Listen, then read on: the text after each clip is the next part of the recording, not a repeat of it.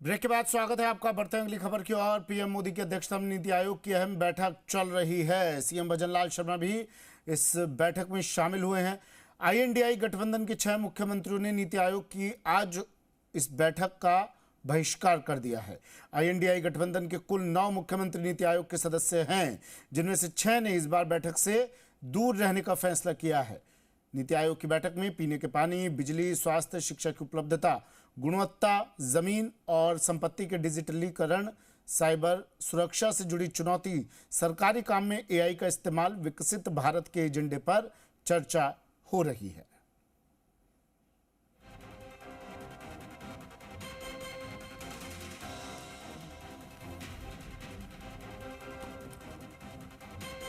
चलिए, नीति आयोग की बैठक चल रही है पीएम मोदी की अध्यक्षता में, और राजस्थान के मुख्यमंत्री भजनलाल शर्मा भी इस बैठक में शामिल हो रहे हैं।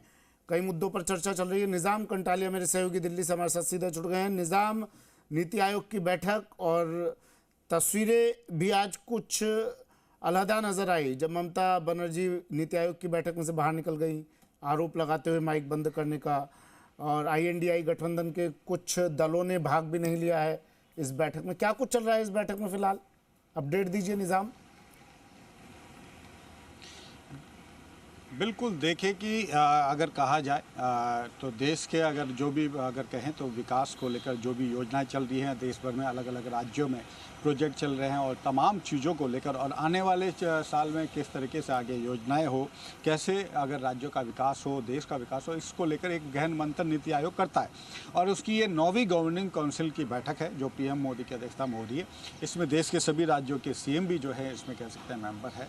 और चूंकि ये कार्यक्रम शुरू हुआ 10 बजे से, और उसके बाद जो ममता बनर्जी का मामला आया तो उन्होंने ये कहते हुए कि उन्हें उसमें बोलने के लिए बहुत कम समय दिया, 5 मिनट का ही समय दिया, और इसके चलते उन्होंने बैठक को बीच में ही छोड़ दिया। बात कही जाए, यह भी कहा कि बहिष्कार करने का उन्होंने निर्णय लिया क्योंकि चंद्रबाबू नायडू को बोलने के लिए 20 मिनट दिए गए। दूसरी तरह असम, गोवा, छत्तीसगढ़ के जो सीएम थे उनको 10 से 12 मिनट तक दिए गए, और ममता बनर्जी ने आरोप लगाया कि उनको सिर्फ 5 मिनट दिया गया और उसके बाद उनका जो माइक है वो बंद कर दिया गया है। तो इसके लिए वो इस बैठक को शामिल नहीं हो रही है, और उसके बाद उन्होंने बहिष्कार कर दिया।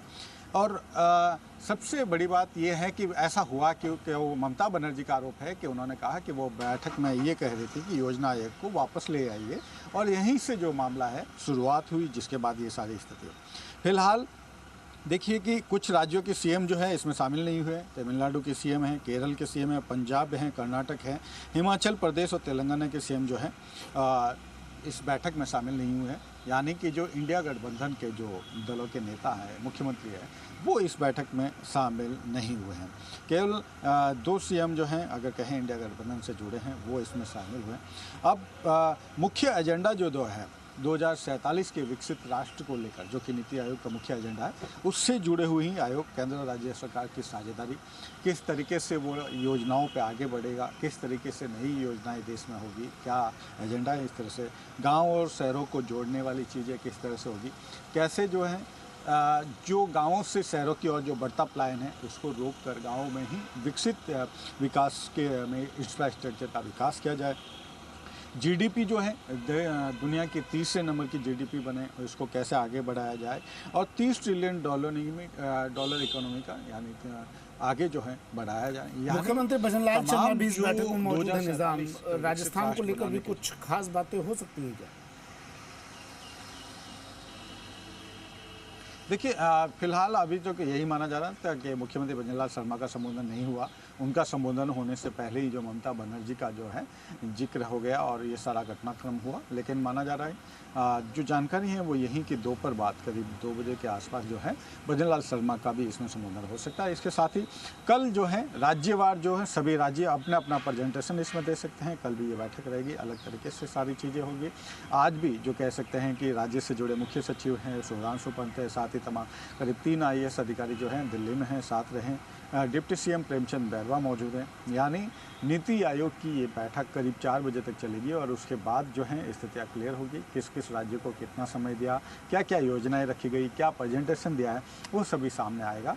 लेकिन फिलहाल नीति आयोग की बैठक जारी है। इस बैठक का विवाद इसलिए भी हुआ क्योंकि ममता बनर्जी ने बहिष्कार की घोषणा करते हुए बाहर आ गई है। लोकसभा में राहुल गांधी कहते हैं उनका माइक बंद कर देते हैं, नीति आयोग की बैठक में ममता बनर्जी कहती है उनका माइक बंद कर दिया है। भाई अगर कोई टेक्निकल फॉल्ट है, कोई तकनीकी समस्या है तो उसे दुरुस्त करवा ले सरकार, इतना बजट तो होगा ना, माइक को दुरुस्त करवा लिया जाए। नहीं, अगर नहीं है ऐसा तो साक्ष्य रख दे, क्योंकि लोगों में मैसेज गलत जा रहा है इससे।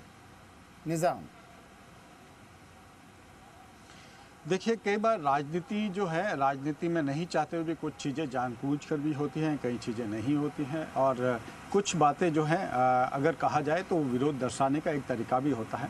ममता बनर्जी के साथ अंदर क्या हुआ, ये सिर्फ और सिर्फ ममता बनर्जी द्वारा बताया गया चीज़ें ही सामने आई है। अभी दूसरी तरफ से किसी तरह का कोई बयान, खबर ये भी आई निजाम, एक आखिरी सवाल, एक लाइन में जवाब दीजिएगा। सूत्रों के हवाले से भी खबर आई कि सरकार की तरफ से पक्ष रखा गया है, किसी तरह का कोई माइक बंद नहीं किया गया था, बेवजह की बातें हो रही हैं।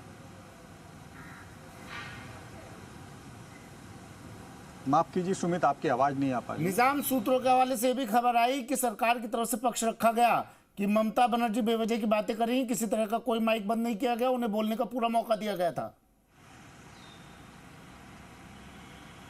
बेशक देखिए, मैंने कहा कि राजनीति है, और जिस तरीके के ममता बनर्जी और बीजेपी के बीच में चीज़ें होती है, वो प्रधानमंत्री मोदी और साथ ही बीजेपी को लेकर जिस तरह से हमलावर रहती हैं, चाहे वो पश्चिम बंगाल के मामले में, और आने वाले समय में चुनाव भी हैं, तो ये एक दूसरे की रणनीति भी होती है। और नीति आयोग में चूंकि कई राज्यों के सीएम नहीं आए हैं, लेकिन ममता बनर्जी शामिल हुई है, शामिल होने के साथ ही अपना संदेश भी दे दिया। चलिए, शुक्रिया निजाम, नजर आप बनाए रखिएगा, अपडेट आपसे